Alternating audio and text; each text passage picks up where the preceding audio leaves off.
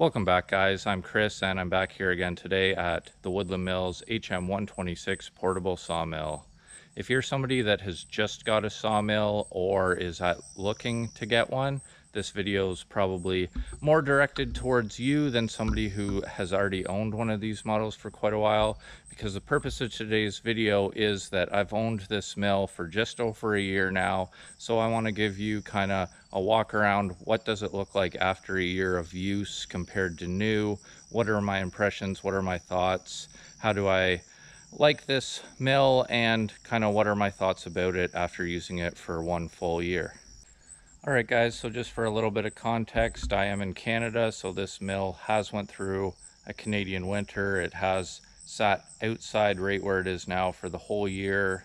So it's went through every season imaginable now. It's went through the snow and rain and ice and cold and warm and all that kind of stuff. And I'd say that I use it a lot more in the winter than I do in the summer. So in the winter, I would say this was getting used at least 3 times per week, probably.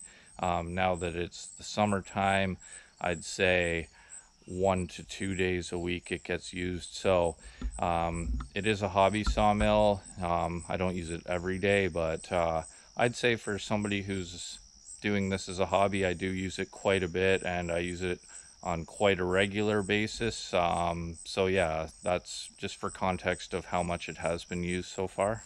So I have to say that there is not a whole lot that I can rip on this mill. There's not a whole lot of bad things I can say about it. But having said that, I'm just going to take you around and show you every little thing that I could notice. I'll start with these log bunks. You can probably see this is the head of the mill. So probably these 3 log bunks, if you're sawing 8-foot stuff, are the ones that get used most. And then these ones, and when I say get used, I mean there's a log sitting on these ones a lot more often than there's a log sitting on these ones, because if you're cutting a short log, it's only going to reach to here, where if you're sawing a longer log, then you use all of them. So these ones are the ones that are always getting used, and you can see the paint's kind of wearing off.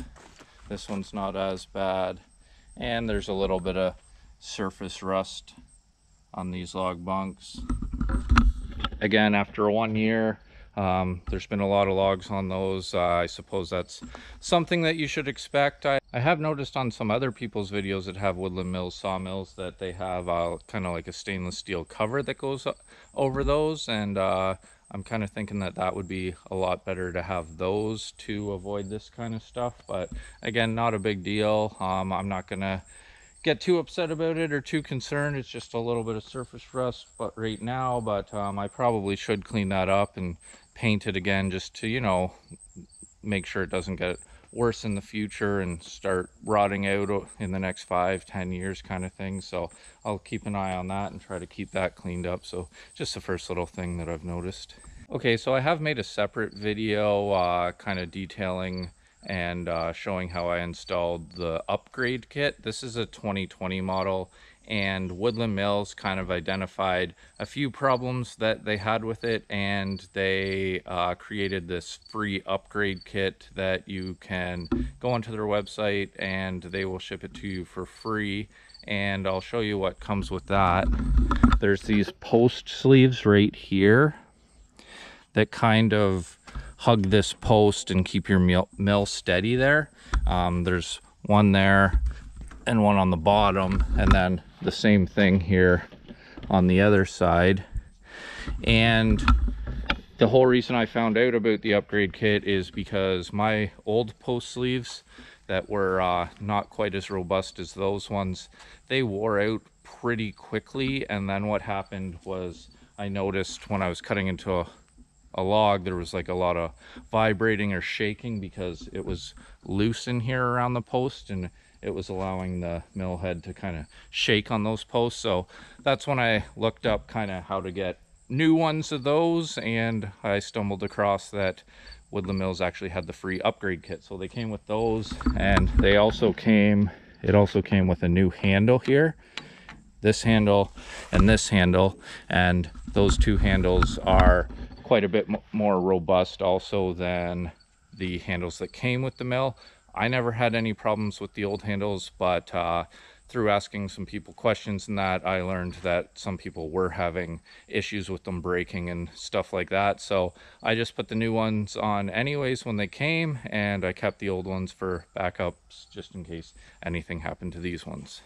All right, so one piece of advice I would give you is in regards to buying the mill with the standard track. I have one extra extension that lets me cut up to a maximum of 16'6", and what I'm going to focus on is what the mill comes standard with. And the standard track, you can cut up to 10'4". That's what they say, you can cut up to 10'4", and you can, but the advice that I'm going to give you is that that is pretty tricky to do, or kind of a pain to do.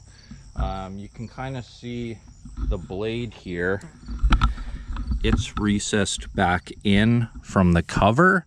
So if you can imagine rolling a log up on here, and especially if it's a really big diameter log that's 10'4", you're going to have to get it as close to here as you can, and then you're still going to be out quite a ways from the blade. So you have to have a way almost to slide that log up closer to the blade to get the maximum length of cut. And then the other thing that you got to worry about is that a lot of the times when you're cutting a log with a chainsaw, it's hard to get that perfectly square. So you know, you're almost going to have to think ahead of time with your chainsaw of like getting the two ends squared off really good and getting it up there, and then you have your 10'4". So just something to think about. Like if you're somebody that wants to cut a whole pile of 10-foot lumber and you're just ordering the mill with the standard track length, it might be kind of a pain. You might want to consider getting the one extra track length just to make your life a whole lot easier, and then you can kind of just roll it up a foot or two away from the mill head. You can even, you know, cut it 11 feet long if you want the log, and you know, you won't have any issues with trying to get it fit up on there perfectly, because depending what type of lumber you're cutting, I've had some bigger hardwood logs up on here, and it is a real pain when you're trying to move it lengthways back and forth on the bunks. So just something to think about. So when you're deciding what type of engine that you want to get, and you're worried about it either being too underpowered, or maybe you are thinking that you don't want to spend a bunch of extra money on a motor that you don't need, just use a little analogy. If you're looking at a sawmill, chances are you're probably pretty familiar with chainsaws, and I would kind of compare the two. Not that they're the same thing, but it might be kind of an easier thing to understand that let's say you're cutting through a big log, cutting through a 18-inch log, and you have two saws with a 20-inch bar. They're both the same sharpness, except one's 40 cc's and one's 60 cc's. The 60 cc saw is gonna cut through that log faster, but the 40 cc chainsaw is also gonna cut through the log just fine. So I would say think of it in terms like that, where with these sawmills, the smaller engines, you're gonna still cut the lumber fine. It's just gonna take you longer. So if you're somebody that kind of gets frustrated with you know, a smaller chainsaw because you can't cut through the log as fast as you would like to, that's kind of the difference. Is the more money you can spend on a bigger engine, the quicker you're gonna be able to cut lumber. But if you're a hobby sawyer and you don't really care about speed, you don't really care about taking your time, the smaller engines are also going to cut that just as good, just as high a quality. You're just not going to be able to do it as fast. So I've opted to get this cover that goes over the head unit on the mill. As I was saying, I've left this mill outside all year through all the seasons, and I'm really happy that I got the cover. As you can see, everything seems in really good shape still. I'm really happy, especially with all this stuff here. And you know, I don't want to say I neglect equipment at all, but I'm not somebody who sits here and, you know, cleans all the sawdust off of it after every use and shines it up and stuff like that all the time. I kind of just use it as is. I'll just wipe the sawdust off with my hands and stuff every once in a while, but by no means am I going over this meticulously all the time, and it still is in very good condition in my opinion. And there's what it looks like inside. Everything still looks in really good condition in my opinion. I think I've changed this belt twice so far. It's starting to get kind of frayed and whatnot, so probably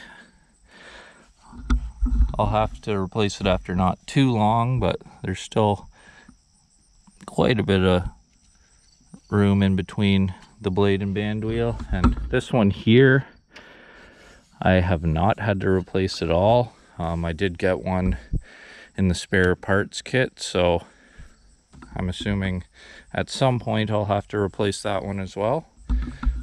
One of the other little minor issues I've had is with the throttle cable that comes up through here, and whether it's just the throttle cable stretching or maybe it's slipping through a little bit. I have had a couple different instances where I've lost RPMs.